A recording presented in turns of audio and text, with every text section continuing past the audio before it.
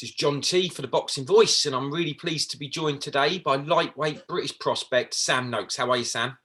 Very good, thank you, mate. How are you?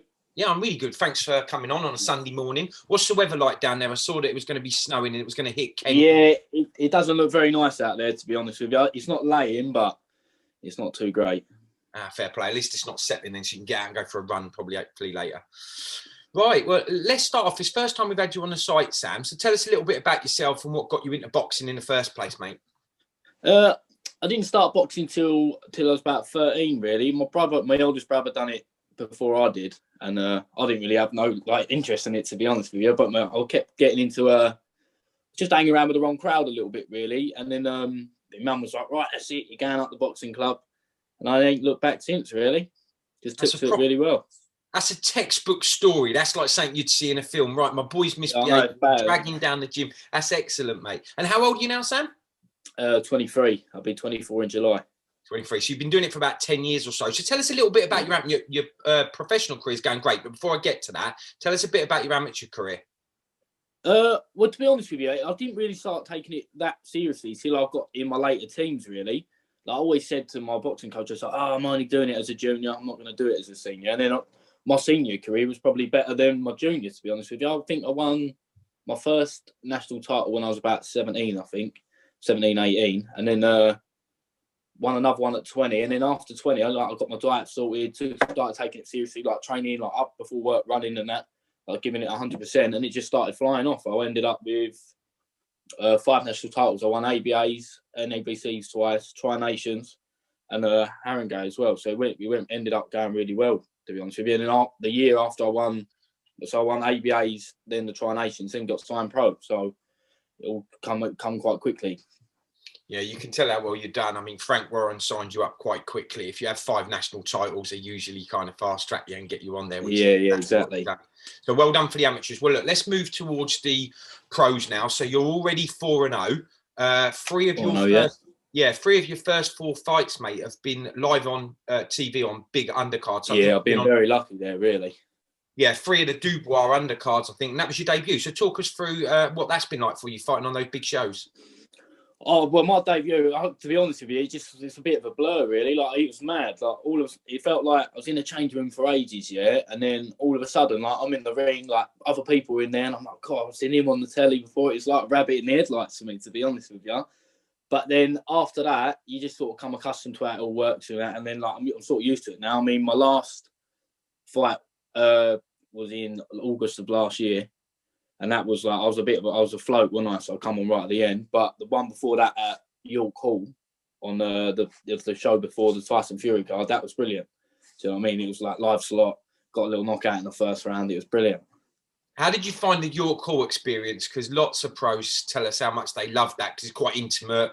There's not a huge crowd. It feels like proper boxing place. Yeah, it's a great atmosphere in there. Where it's small and everyone's on top of you. But I think my favourite venue has got to be the Albert Hall because I've done like 300 tickets and they were all right on top of you. And it was just brilliant. Obviously, your debut as well. Do you know what I mean? It was amazing. That was on the Dubois card again, wasn't it? Yeah. Yeah, I've done it. I think Tete, was he fighting Tete? I think. Yeah. Tete, yeah, that's the one. Excellent. You took 300 fans with you. You're down in Maidstone in Kent, I think, as well. So that's a good little arm for your first fight. Yeah, well, I think, back when we could have fans, the good old days, I was doing, about 300 fans a fight it is. It works out. It's good, mate. How many times have you fought then behind closed doors since the lockdown? Just one. I was meant to fight in December, wasn't I? But I tested positive for COVID. Yeah, I was going to come on to that. Gutted about that, but the way things are at the minute, you're lucky to be able to fight anyway. I mean, there's fighters out there who ain't even fought in like a year, do you know what I mean? So, yeah, just got to roll with it, really. Now, you mentioned the COVID. I was going to come on to that. How have you recovered all right? Yeah, to be honest with you, I'm quite lucky. Like, I know it's a pain in the arse not being able to fight and doing all the weight and that, but I weren't ill. I had no symptoms. Do you know what I mean? So I'm lucky, really. Good stuff. I think a lot of people have said that. They don't even know they've got it, but they've tested and you have to just stay in and do the right thing. Well, it's the precautions are in case for everyone else as well, aren't they? So it ain't just you. So Yeah, absolutely. Okay, well, look, you're out again in a few weeks now on a massive card. So the Carl Frampton undercard. I'll get your opinion on that one in a minute. But before we move on to that bit, what do you know about your opponent? Because what I like the look of, Frank Warren's done this numerous times over lockdown. He's got two big prospects who are both undefeated fighting each other. So I think it's Delmar Thomas and he's 5-0. Delmar Thomas, his name is. Yeah, both undefeated. So he's confident. I'm confident. So he's got the makings to be a really good matchup, to be honest with you. So it's just going to come down to who wants it most, really. Do you know much about his style? Have you seen anything on YouTube? I've seen a little bit. Like, he's quite a tricky, wiry little boxer and that. So, do you know what I mean? I'm going to have to be on my A game.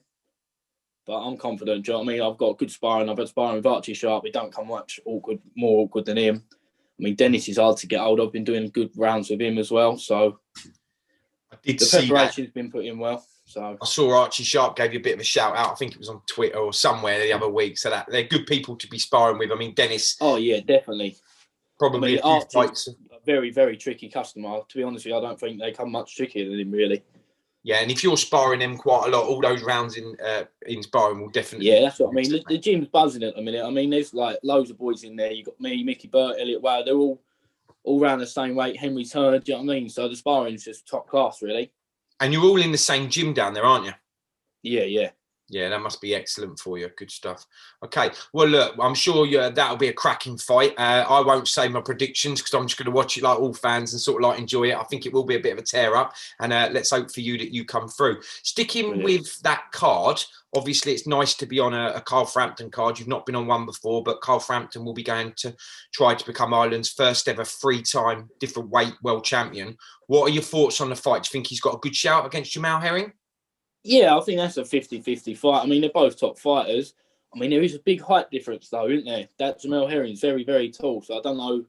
That might be a factor in it. But I'm looking forward to watching it myself, to be honest with you. And first world title card that I've been on.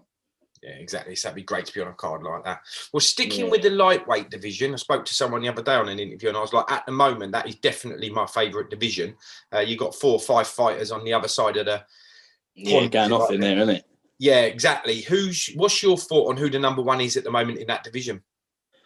I think Teofimo Lopez is definitely up there for me. I think, obviously, Gervonta Davis is very good as well, strong, but I feel like he's just too small to be able to deal with Lopez. Do you know what I mean? And I think the other two are good boxers, but I don't think they've got the power and the aggression to beat Lopez. Do you know what I mean? Yeah, I don't know. Very clever boxers. I hope they all get to fight each other because the thing is, sometimes, as you know, different promotional companies they don't get to fight, but they're all that good. Politics in there, so any of them could beat each other on any given night. Okay, look, before I let you go, Sam, we've talked about the card you're on. You did mention there Tyson Fury. I never really let anyone go without asking opinion. I think we're probably a week or two away, hopefully, from an announcement on the AJ Fury, when and where that will happen. What are your thoughts on that? Who do you think will win? I do think Fury will beat him, and I think what he'll do is he'll beat him and then retire and then open up the division. All the belts will be free then, won't he? And then everyone will try and grab one, I reckon. But it'll be good for boxing anyway to open up that division, really. Yeah, I think they're going to sign a 2-fight agreement. So as long as one of them doesn't get battered, which I'm sure they won't, there'll probably be one in the summer and then maybe one at the end of the year. Yeah, I reckon there'll be definitely 2. There's a lot of money there to be made, isn't there? Yeah, definite, 100%. All right, mate. Well, look, you've got a couple more weeks now. What you got? 2 more weeks of sparring, and then it'll be media week, is it? Yeah, pretty much. Yeah. All right. Well, what got 2? I've got next week, the week after, and then obviously we'll be in the hotel most of the week, the last week. In the bubble, yeah. Well, what we'll probably do, mate, is get you either the week of the fight or after, if you've got that win as well, and you can tell us all about it. Is that all right? Yeah, brilliant, mate. Look forward to it. No worries. Well, thanks for taking your time, Sam, and we'll catch you soon, mate. No worries, mate. Thanks for having me.